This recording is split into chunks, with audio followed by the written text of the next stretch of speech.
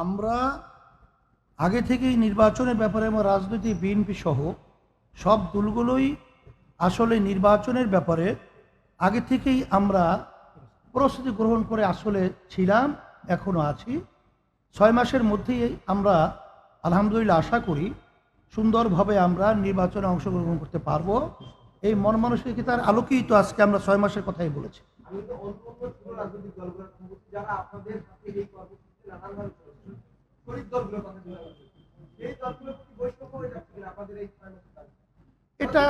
এটা তো এখন বলা যায় না। বিএনপি তো অলরেডি 3 মাসের কথা বলছে।